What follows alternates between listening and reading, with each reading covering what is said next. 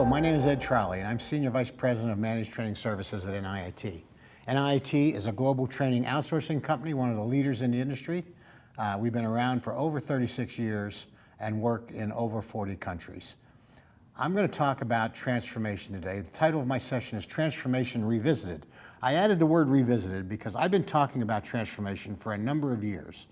And back in 1999, I wrote a book called Running Training Like a Business. And in 2018, I was delivering a transformation presentation. And one of the things I said was, the more things change, the more they stay the same. That's not the case today, and I want to talk about why it's not the case with this presentation. So let's get started. There are a set of unanswered questions that have been present around L&D for a number of years. Things like, how much are we spending on training? What are we getting for it? What value is it delivering? How can we make it better, faster, and cheaper? Unanswered questions. If any of these are unanswered for you, then you should consider what's going on and how you might get answers to these questions and get them quickly. I believe that these unanswered questions have created a business imperative for L&D that is about reducing costs or getting costs to what I call acceptable levels, moving fixed cost to variable cost. Business executives hate to pay for allocations. They hate to pay for things that they don't have any control over. Becoming more relevant, being totally aligned with the business, laser beam aligned, increasing value and focusing on the strategic elements of the business. So, what I'm saying today is the more things change, the more they seem to get worse. And that's a serious indictment on us that I think we need to take a critical look at and do something about soon. And here's the evidence. So Josh Bersin, we all know Josh Bersin, he did some research in 2016, published in 2017. He said, never has development been more important, never has it been more important, yet faith of the organization in the L&D function to deliver value has never been so low. That's a very serious statement for us. Corporate Executive Board says the stuff that we produce, 64% inside of corporate L&D and 70% outside of corporate L&D in the businesses, is going to waste because it's redundant or of low quality. I mean, by the way, Corporate Executive Board also says that 45% of what we take out to our organizations is what they call scrap learning. That's learning that doesn't get applied. You might as well take the money invested in that learning and tear it up in little pieces. Bersin also did a study and said that the Net Promoter Score for L&D is -8. And he made this statement that this is about as low as it can go. Well, we had Bill Pelster in to our customer conference 2 years ago, and he's a senior partner at Deloitte, and he said the Net Promoter Score is -31. So -8 is not as low as it can go. There's a new book out by Tom Peters, the famous author, business author. The book is titled The Excellence Dividend, Meeting the Tech Tide with Work That Wows and Jobs That Last. I saw an article in CLO magazine a couple months ago, written by Jack and Patty Phillips, old friends of mine. And they said that Peters devoted a whole chapter to training in his book. That's unbelievable in my mind for a guy like Tom Peters. He made 4 bets about how executives view training. Bet 1, 5 of 10 CEOs see training as an investment rather than, or expense rather than an investment. 5 of 10 CEOs see it as defense rather than offense. 5 of 10 CEOs see training as a necessary evil rather than a strategic opportunity. And 8 of 10 CEOs, this is pretty amazing, in a 45-minute tour of their business would not mention training. Lastly, Peters says training should be, for CEOs, investment number 1 because that investment pays off almost immediately. I suggest that you all go out and buy this Tom Peters book, that you give it to your CEO with a note attached that says, read the chapter on training and then let's talk. That's the way you get connected to the business. That's the way you get on the CEO's agenda, not training's agenda. Some hot off the press research from McKinsey that came out, I don't know, about a month ago. I'm just going to highlight some of the things in here. It says L&D leaders must embrace a broader role within the organization and formulate an ambitious vision for the function. Every business leader would agree that L&D must align with a company's overall priorities. Yet, research has found that many L&D functions fall short. Only 40% of companies say that their learning strategy aligned to business goals. That's not running training like a business, I can assure you. And 60% then, learning has no explicit connection to the company's strategic objectives. A learning strategy's execution and impact should be measured using key KPIs. The first indicator should look at the business excellence. How closely aligned our L&D initiatives and investments are with business priorities. Second KPI looks at learning excellence, whether interventions change people's behavior and performance. And lastly, there's an operational excellence KPI measure that looks at how well the investments and resources are being used. Lastly, accurate measurement is not simple. We know that. And many organizations still rely on traditional impact metrics such as learning program, satisfaction, and completion scores.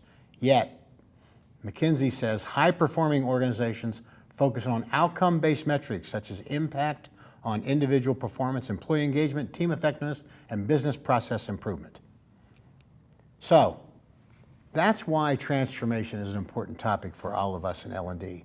I would suggest to you that transformation requires a leap out to where you want to go and then work your way back and figure out a way to get there, because what we have found over the years is you cannot transact your way to transformation. So if you begin where you are and try to increment your way along, you will never get to a transformed state. You got to get your view all the way out and then come back and work your way there.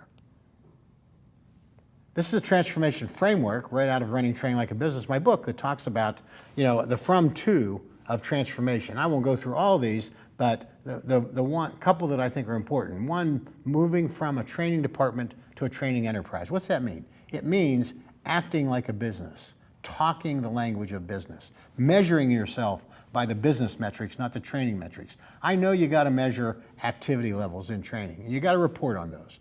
But at the end of the day, those aren't all of the measures. We think they are oftentimes. We got to figure out things like value we deliver, cost we manage, cost we take out, performance we improve, those sorts of things. From cost of training to investment in learning, from attendees to customers, measuring activity levels to measuring results. All these transformation from-tos are critically important and things we ought to be doing something about today.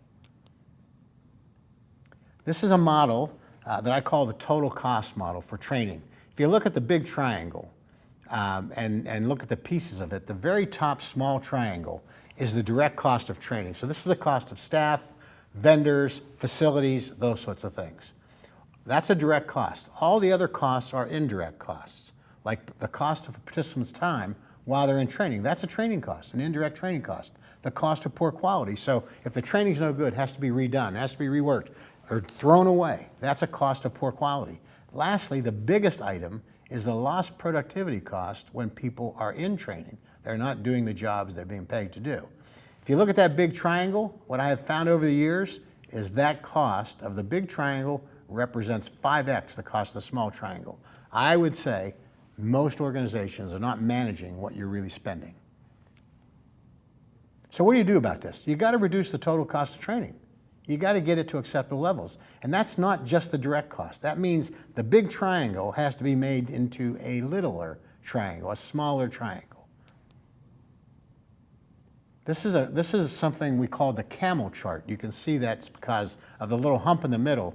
We looked at, when we were running Training Like a Business, we looked at the activities in the value chain of training. And we talked with business executives, defined the activities of the value chain, and asked them on a scale of low to high in the context of value add, being defined as your external customer is willing to pay for it and the cost of your product and service. Where would you put these activities? And you can see the curved line that represents how business executives plotted those activities against the value add measure.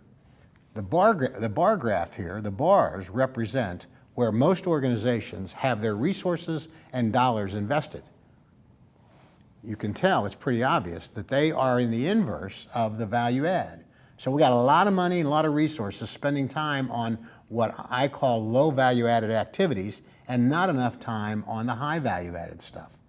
I would suggest that you ought to think about redeploying resources and money toward the higher value activities and figuring out other ways to do the lower value added activities. So you can lower the cost. You can move the cost from fixed to variable. You can utilize a partner. No reason for you to invest your scarce resources on this low value added stuff, and redeploy your resources and dollars to higher value added work. So let me offer up some transformation must-dos. The first one is you got to run at the speed of business, not the speed of training. Because we all know that when you put your training plan together at the end of last year or the beginning of this year, within a month, it's out of date because the business has moved and your plan has not. So it's really important that we're running at the speed of business and not our old speed. Second must do is we got to be lean and agile. We all know that. How many times have all of you been asked to take costs and resources out of your organizations? That's because our customers believe we're spending too much money, we're not lean, we're not agile, we're not fast, those sorts of things. The third must do is we got to ensure a laser focus on the business. That's important to drive business value. And then the fourth must do is we got to provide data-driven analytics. That's to prove business value. Now, I would suggest that the reason that's important is we have to build confidence in our customers that when they invest in us, they're getting something back. Once they have that confidence, you don't have to worry about providing analytics anymore because they're confident, just like they're confident in advertising and marketing and those sorts of things. The last one is to drive innovation, and that's not innovation for innovation's sake. That's innovation that can be applied to create business impact. If it's not creating business impact, it's irrelevant. So the 5 must-dos of transformation for L&D. Just a couple other slides here I want to talk about. One is some no-brainers that I think are important to mention. If you don't have them today, in order to get laser beamed onto business, install relationship managers, some people call them business engagement managers. Install that role to make certain that you're tightly engaged with the business, laser beamed on what's going on with them and the challenges they're dealing with and the opportunities they're trying to pursue, so that you can help them with training if that's an appropriate way to help them.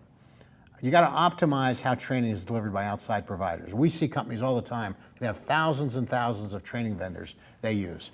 And if you look underneath the covers on that, you'll find that there are many training vendors that are selling basically the same training and charging different fees for that training across your organization, wherever it's being bought. It's not unusual to find the same vendor selling the same training program in one part of the organization at one price and another part of the organization at a different price. So clean it up, optimize it, rationalize it. Get down to the few that you really need to deliver the value you're looking to deliver. You got to dramatically reduce fixed costs. The reason I say that is business executives hate fixed costs. They hate being allocated charges for things they don't use. They like to pay for what they use. And that's a variable cost kind of model, a pay-for-use model. You got to measure what matters. It's not acceptable to say measurement's too tough to do, it can't be done, oh, no one wants it. That's not true. Executives want it. The ROI Institute did a study many years ago that proved that executives want measures on ROI and business impact. And lastly, utilize outsourcing as a strategic lever to gain access to capability and experience you don't have and can't afford to build. To variabilize your cost, you can get a pay-for-use model with outsourcing providers. Reduce your unit costs. That's an important element because if you're delivering enormous value at a lower unit cost, you'll get more investment. And lastly, you can utilize outsourcing to gain scalability. Many of you, I am certain, have faced the dilemma of being out of capacity, and you have demand that exceeds that capacity, and you can't respond to it. That's not a good thing to happen for your customers. So why is this important? Why should you think about transformation? I don't think it's an option. I think we have to fix our broken investment value equation. I think we've got to move fixed cost to variable cost where possible. You don't like being first on the chopping block. I wouldn't when things get tough, but in many organizations, that's where L&D is today. And if you don't transform, you're not going to like the answer. You're going to be told what to do, and it's not going to be pleasant for you or your organization. And, by the way, the bar keeps getting higher. So where you think it is today, Next week, next year, it's higher than that. And lastly, I believe your company expects it of you. They expect you to get in front of this thing, to think out, to understand what's going on in the business, and to take actions in your organization to better respond, both in cost and value. So let me read a couple paragraphs here. I wrote this 19 years ago, and I think it still holds true today. Training and development is and has been at one of those proverbial forks in the road. Most training organizations take the familiar and well-worn path, crowded with committed, enthusiastic, and highly capable corporate training and development specialists from around the world. The discussion on this path consistently revolves around difficult, often intangible goals, such as creating world-class knowledge workers and delivering competencies. Traffic moves at a steady, purposeful pace, as it has for decades. I believe that innovative people will take a different path. On this road less traveled, the pace is fast, the destination clear.